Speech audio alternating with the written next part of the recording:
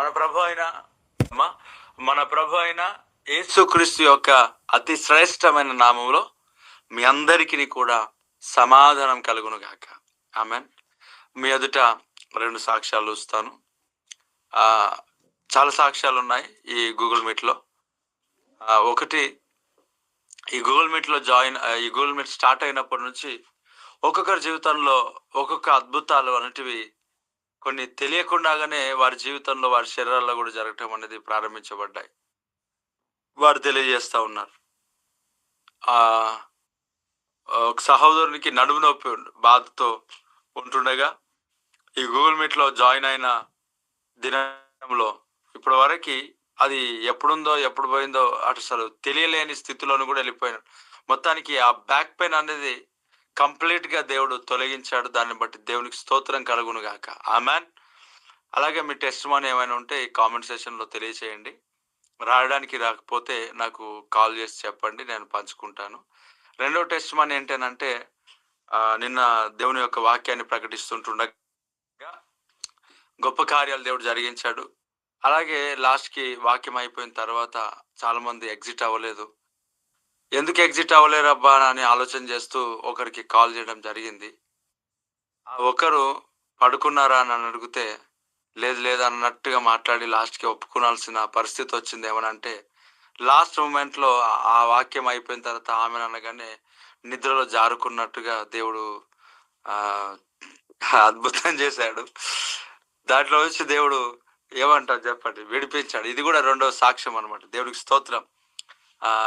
కాబట్టి 2 సాక్ష్యాలను బట్టి దేవుడికి స్తోత్రం కలుగును గాక. అంటే మొట్టమొదటిది వినుట వలన విశ్వాసం కలుగును, అందును బట్టి ఈ సాక్ష్యం మనకు అవసరం. రెండవది వాక్యానికి ముందే ఈ 2వ సాక్ష్యం ఎందుకు చెప్తాను అంటే, పొరపాటున మీరు బ్లాంకెట్ పిలుస్తూ ఉంటది కనుక బ్లాంకెట్ పక్కకి దొలపండి. మడిచి పెట్టేసేయడం మనకు ఆశీర్వాదం. ఉదయకాలంలో బ్లాంకెట్స్ మడిచి పెట్టేయడం మనకు ఆశీర్వాదం.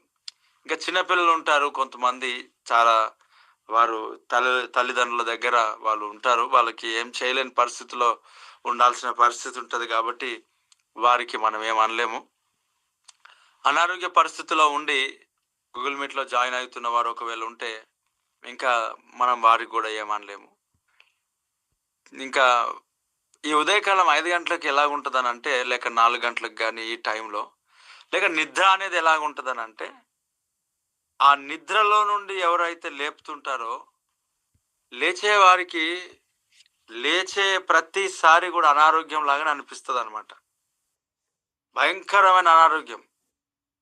మీరు కావాలంటే గమనించారో లేదో, మనకు తెలియకుండానే మనమే లేపిన వాడికి మనం అంటాం, లేపిన వారికి నాకు కొంచెం బాగలేదు, చాలా సివియర్ హెడేక్ ఉంది అంటాం, బ్యాక్ పెయిన్ ఉందంటాం, స్టమక్ పెయిన్ ఉందంటాం, ఎన్నో రకాలుగా చెప్తాం.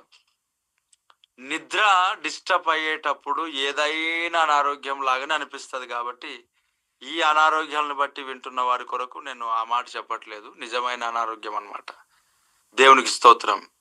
ఇంకా అననీయ సఫీరకు దేవుడు, ఆ భక్తుడు పేతురు అంటున్నాడు, పరిశుద్ధాత్మ దేవుణ్ణి మీరు ఎందుకు మోసం చేశారు అన్నాడు.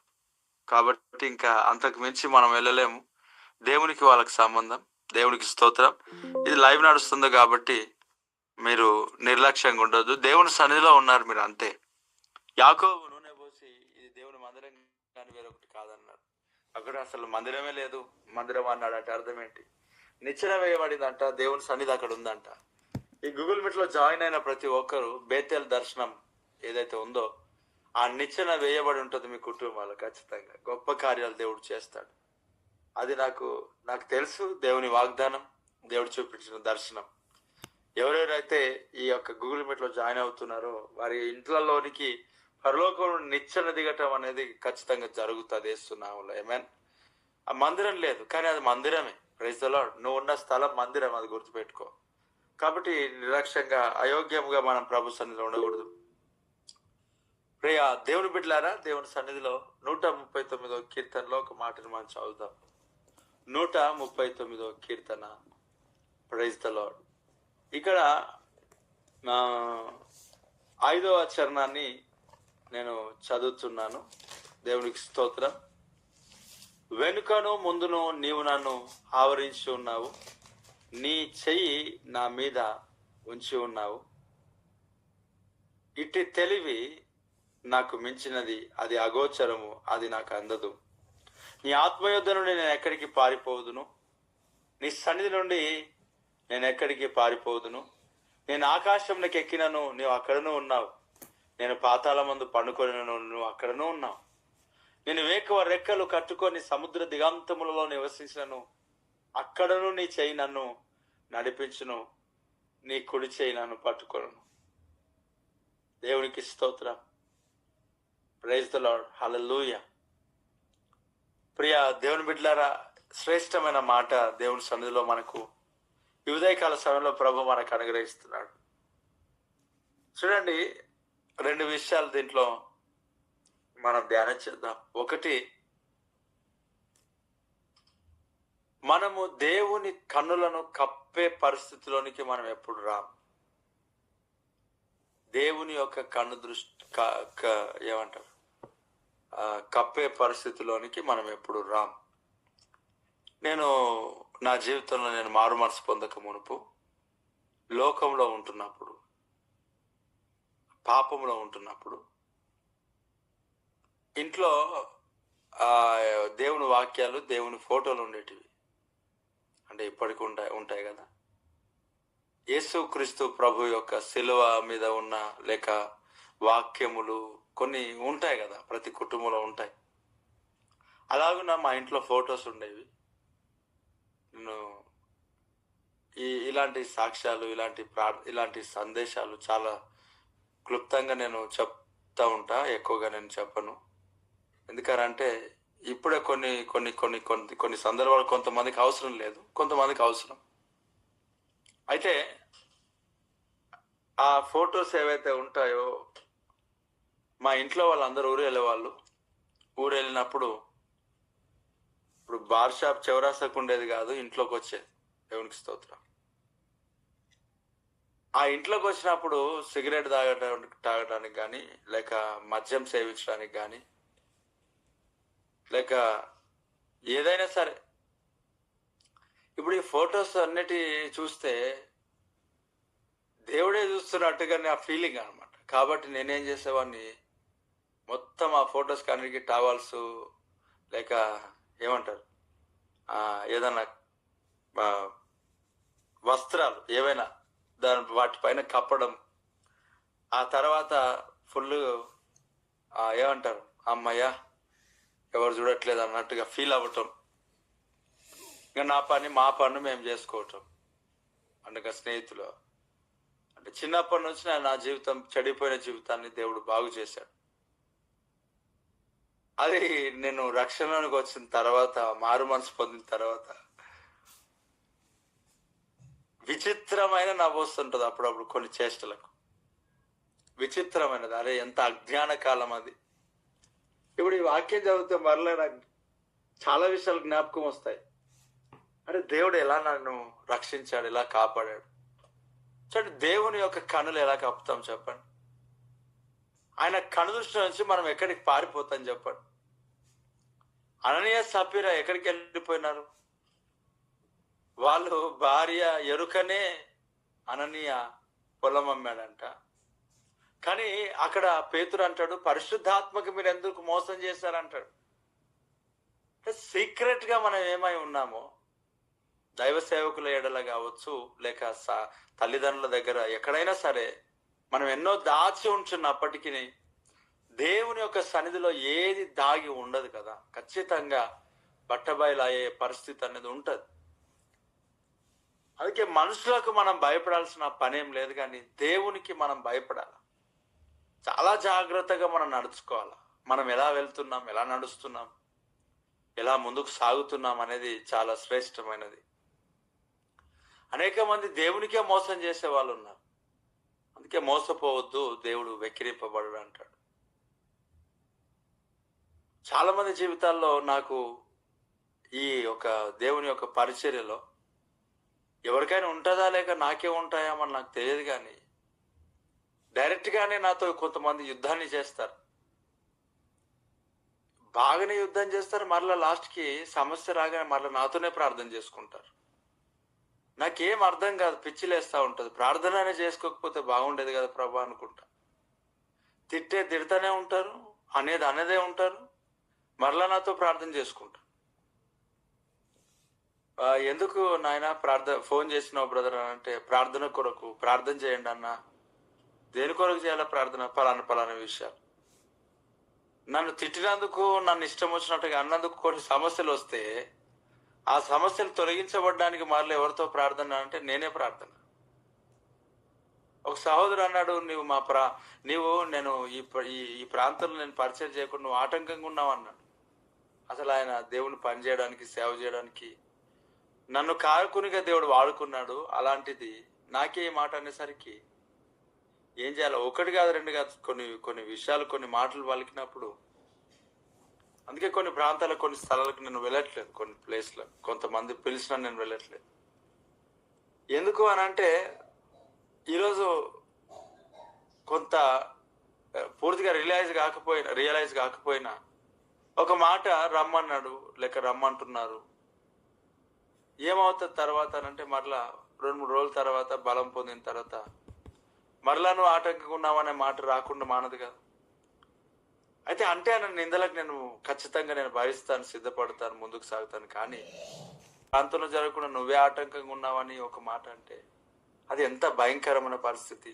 దేవుని పనిలో నాకు చాలా భయం అవుతుంది. దేవుని పని అంటే చాలా భయం. ఎక్కడ నేను తప్పు చేసినాను ప్రభా అని అనేక సార్లు నన్ను నేను పరీక్షించుకుంటాను. చాలా అజాగ్రత్తగా ఉండే పరిస్థితి నా జీవితంలో ఉండదు. జాగ్రత్త వహించి ప్రతి దగ్గర, అంటే నాకు అంత సీన్ లేదు, కానీ దేవుడే నన్ను నడిపిస్తా ఉన్నాడు. కాబట్టి దేవునికి మహిమ కలుగును గాక. ఇప్పుడు ఇవన్నీ ఇలాగ ఉంటున్నప్పుడు సీక్రెట్గా మనం ఏమై ఉన్నాం అనేది దేవునికి తెలియదా? ఖచ్చితంగా దేవునికి తెలుసు. మరి వీళ్ళేమో సీక్రెట్గా ఎన్నో రకాలుగా ఎన్నో విషయాలు మాట్లాడుతూ ఉంటారు, అందరి కొరకు మాట్లాడుతూ ఉంటారు.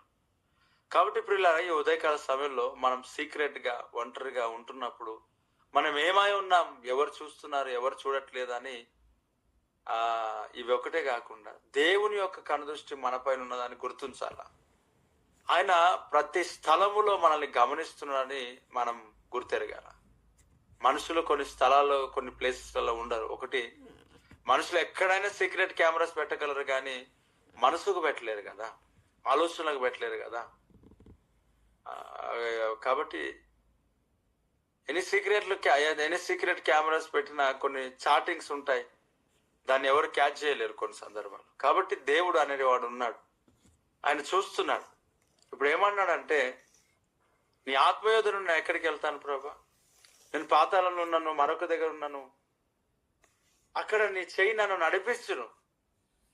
అయితే ప్రభా, నా వెనుకను నా ముందును నువ్వు ఆవరించి ఉన్నావు అని అంటున్నాడు. దేవుడికి స్తోత్రం. వెనుకను ముందును, సరౌండింగ్స్ అంతా ఎవరున్నారు అని అంటే దేవుడే మన చుట్టూ ఉన్నాడు. Praise the lord. మన సరౌండింగ్స్ లో ఎవరు ఉన్నారు? దేవుడే. ఆ ప్రభు అయిన యేసుక్రీస్తే. ఎప్పుడైతే మనం ఆయన నమ్మి ఉన్నామో, ఆయన ఎరిగి ఉన్నామో, మన బాప్తిసం తీసుకున్నామో, ఆయన నామంలో మనం ఎప్పుడైతే రక్షణ మార్గంలోనికి మనం వచ్చి ఉన్నామో, ఎప్పుడైతే మనం రక్షణ మార్గంలోనికి వచ్చామో, అప్పటి నుండి ఆ ప్రభు యొక్క కాపుదల అనేది, దానికి ముందు కూడా కాపాడాడు, కానీ ఇక మీదట ప్రత్యేకమైన శ్రద్ధ మన పట్ల ప్రభు నిలిపి ఉన్నాడు. పిల్లరా, ఇక్కడ వెనుకను ముందును ఆవరించున్నాడు అని అంటే అర్థం చూడండి, ఎంత గొప్ప శ్రేష్టమైన విషయం. దేవుడు నీ జీవితాన్ని పూర్తి సరౌండింగ్స్ అంతట్లో కూడా ఆయన నిన్ను గమనిస్తున్నాడు, నిన్ను చూస్తున్నాడు, నిన్ను నడిపిస్తున్నాడు, నిన్ను ప్రొటెక్ట్ చేస్తా ఉన్నాడు. ఏ శత్రువుని ఒక జీవితంలో వాడు వర్ధిల్లకుండా దేవుడే వెనుక ఉన్నాడంట, ముందున్నాడంట. దేవుడికి స్తోత్రం. సరౌండింగ్స్ అంతటి కూడా ఉన్నాడు. ఎక్కడికి వెళ్ళినా ఆయన నిన్ను విడిచిపెట్టి పని లేకుండా దేవుడు కాపాడుతూ నడిపిస్తా ఉన్నాడు. దేవునికి మహిమ కలుగును గాక. వెనుకను ముందును ప్రభు ఆవరించి ఉండడం అనేది అంటే చాలా శ్రేష్టమైంది. సరౌండింగ్స్ అంతట్లో ప్రభువు నీకు తోడుగా ఉన్నాడంట. ఆయన నీకు కాపుదలగా ఉన్నాడంట. ఆయన నిన్ను ఆవరించి ఉన్నాడంట. ప్రియ దేవుని బిడ్డలారా, భయపడాల్సిన పని లేకుండా దేవుడు నీ జీవితంలో, నీ జీవితం చుట్టూ, నీ కుటుంబం చుట్టూ ప్రభు ఆవరించి ఉన్నాడు. ఎక్కడికి వెళ్ళినా, ఏ స్థలానికి వెళ్ళినా, ఏ ప్రాంతానికి వెళ్ళినా, నువ్వు మందిరంలో ఉండొచ్చు, మందిరంలో లేకపోవచ్చు, లేక మరొక స్థలంలో ఉండొచ్చు, ఇంకో స్థలంలో ఉండొచ్చు. ఏ పరిస్థితిలో నీవు ఉన్నా, ఆకాశంలోనికి ఎక్కిపోయినా, అనగా ఫ్లైట్లో నువ్వు ఉన్నా, ప్రైజ్ ద లార్డ్, ఎక్కడ అంట ఫ్లైట్లో నువ్వు ఉన్నా, ఆయన అక్కడ కూడా ఉన్నాడు కదా. ఆయన సిగ్నల్ అనేది రాకుండా మానే పరిస్థితి ఏం లేదు. అజ్ఞానులు కొన్ని సందర్భాల్లో మన దేశంలో యేసు ప్రభు సిమ్ పనిచేయదని కొంతకాలం క్రిందట కొంతమంది మాట్లాడారు. ఆయన యూనివర్సల్, దేవుడికి స్తోత్రం, universal God, praise the lord, hallelujah. ఆ ప్రభు ఎక్కడైనా పనిచేస్తాడు. ఆయన ఎక్కడైనా, ఏ స్థలంలోనైనా ఆయన పని చేస్తాడు. ఆయన పని చేయకుండా ఏది ఆపలేదు. కొన్ని ప్లేస్లో గవర్నమెంట్ కొన్ని కలిగి ఉంటారు. కొన్ని ప్లేస్కి వెళ్ళినప్పుడు గవర్నమెంట్ కానీ ప్రైవేట్ కానీ ఏ సిగ్నల్ పనిచేయొద్దు అని కొన్ని ఉంటాయి నియమాలు, నిబంధనలు. సో ఇలాంటి పరిస్థితుల్లో అపవాది గారు సిగ్నల్ పని చేయకూడదని ఏదో రకాలుగా, ఎన్ని రకాలుగా చేసినా దేవుడిని చుట్టూ ఆవరించాడనే మాట మర్చిపోవద్దు ప్రియ దేవుని బిడ్డలారా. వెనుకను ముందును ఆవరించున్నాడంట. ఆయన కుడి చేయిని నడిపిస్తూ ఉంటది కదా. ఎక్కడికి వెళ్తావు? వేకువ రెక్కలు కట్టుకొని పైకి ఎగిరిన, ఆకాశంలోకి ఎక్కిపోయినా అక్కడ ఆయన ఉన్నాడు. పాతాళంలో దిగిపోయినా అక్కడ ఆయన ఉన్నాడు. ఏ ప్రాంతానికి వెళ్ళినా అక్కడ ఆయన ఉన్నాడు. నీ జీవితాన్ని కాపాడడానికి, నీ జీవితాన్ని బలపరచడానికి ఆయన ప్రతి స్థలములో ఆయన ఉన్నాడు. ప్రతి స్థలంలో, ప్రతి ప్లేస్లో, ప్రతి సమయంలో ఆ ప్రభువు నిన్ను కాపాడడానికి సిద్ధముగా నీ చుట్టూ ఆయన ఆవరించి ఉన్నాడు. నీ చుట్టూ ఆయన ఉన్నాడు. దేవుడికి స్తోత్రం. నీ చుట్టూ దయ్యాలు కాదు, దురాత్మలు కాదు, సేన కాదు, దురాత్మ సైన్యములు కాదు. మొట్టమొదట ఆ ప్రభు నీ చుట్టూ ఉన్నాడు, ఇది మర్చిపోవద్దు. ఆయన నీ చుట్టూ ఆవరించి ఉన్నాడు. ప్రైజ్ ద లార్డ్, హల్లెలూయా. చుట్టూ నన్ను ఆవరించావు, ప్రైజ్ ద లార్డ్. కూర్చుండుట, లేచి ఉండుట కదా. భక్తుడు పాట కూడా దీనిపైన రాశాడు. చుట్టూ నన్ను ఆవరించి ఉన్నాడు, పరిశోధించి తెలుసుకున్నావు నాయన అని ప్రార్థన చేస్తూ పాట రాశాడు. ఇక్కడ దేవాది దేవుడు నీ చుట్టూ ఆవరించి ఉన్నాడు, వెనుకను ముందును ఉన్నాడు. చూడండి పిల్లరా, వెనకాల శత్రువులు ధరంతో ఉన్నాడు. మోషేకి ముందు ఎర్ర సముద్రం ఉన్నది. మరి వెనకాల శత్రువులకేమో మబ్బు కలుగ చేశాడు. ముందు ఎర్ర సముద్రాన్ని దేవుడు తెరిచాడు, 2 మారుపాయలుగా చేశాడు, సముద్రాన్ని దాటించాడు. వెనక నుండి శత్రువులను తరమనివ్వలేదు, ముందు సముద్రము అడ్డుగా నిలబడనివ్వలేదు. అదిగో ఆ ప్రభువు నీ చుట్టూ ఆవరించి ఉన్నాడు. ఏ శత్రువు నీ ఎదుట నిలబడకుండా దేవుడు విజయం ఇస్తా ఉన్నాడు. ఆ శత్రువు నీ పైనకు రాకుండా దేవుడు ఆ చుట్టూ ఆవరించి ఉన్నాడు. క్షేమమును దేవుడు ఇస్తున్నాడు, కాపుదలను దేవుడు ఇస్తున్నాడు, కనికరమును దేవుడు ఇస్తున్నాడు. ప్రైజ్ ద లార్డ్, హల్లెలూయా. లోతు యొక్క కుటుంబం సొదొమ గొమొర్రా పట్టణంలో ఉంటున్నప్పుడు అక్కడ లోపల 2 వ్యక్తులు, 2 దేవదూతలు వీరిని త్వరపెట్టి తీసుకొని వెళ్తుంటున్నప్పుడు అక్కడ సొదొమ గొమొర్రా పట్టణ ప్రజలు, చిన్న పిల్లలు, బాలులతో సైతం వచ్చి నీ ఇంట్లో ఉన్న వారు ఎవరైతే ఉన్నారో వారు మా దగ్గరికి పంపించని ఇష్టానుసారంగా మాట్లాడుతున్నప్పుడు దేవాది దేవుడు అదిగో ఆ దేవదూతలు అక్కడ డోర్ దగ్గర ఉన్న వారికి మబ్బు కలగజేశాడంట. తడువులాడారంట, డోర్ కనుక్కోలేకపోయినారు. చూడండి, దేవుడు మన చుట్టూ ఉంటున్నప్పుడు శత్రువు మనల్ని కనుక్కోకుండా ఆయన మనల్ని మరుగు చేసే దేవుడు అయినాడు. Praise the lord. చుట్టూ ఆవరించి ఉన్నాడు, అగ్ని ప్రాకారములుగా నీ చుట్టూ ప్రభు ఉన్నాడు. వెనుకను ఇక్కడేమన్నాడు, ఇక్కడేమన్నాడు, వెనుకను ముందును నీవు నన్ను ఆవరించి ఉన్నావు. దేవుడికి స్తోత్రం. వెనుక ముందు ఆవరించి ఉన్నాడు, చుట్టూ ఆవరించున్నాడు, సరౌండింగ్స్ ఆవరించి ఉన్నాడు.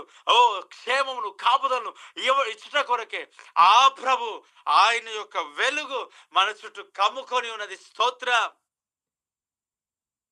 ఈ మాట దేవుడు నీ జీవితంలో ఫలభరితంగా మార్చునుగాక. ఆమేన్, ఆమేన్. మహోన్నతురానికి వందనాలు.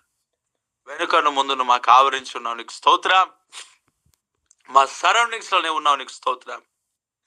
మాకు జయమిస్తావు, నీకు స్తోత్రం. ఈ దినం అంతట్లో మీ చేతికి అప్పగిస్తూ నీకే మహిమ ఘనత ప్రభులు చేస్తూ వాక్యం ద్వారా బలపరిచినందుకు వందనాలు చెల్లిస్తూ యేసు నామములో స్తుతిస్తూ ప్రార్థిస్తున్నాను తండ్రి. ఆమేన్, ఆమేన్.